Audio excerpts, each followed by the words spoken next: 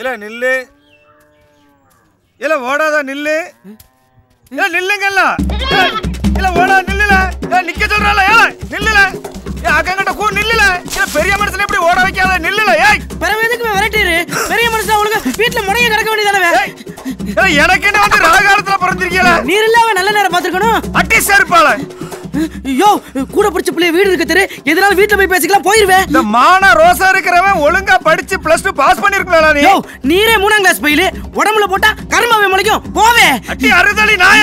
கையில மட்டும் சிக்குனே. ஒளஞ்சடா நீ இப்போ. ஓடா.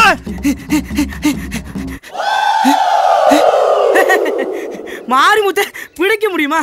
இந்த தரத்து பெத்த முத ஆக்கங்கட்ட கூவ. ஊரெல்லாம் என்ன தெரு தெருவா ஓட வச்சு கடுப்பாலயத்துல கடுப்பு உத்து படிக்க வச்சா படிக்காம ஊரெல்லாம் சுத்திட்டு சோறிட்டால அலையற நீ. சோறிட்டால அலையற நீ.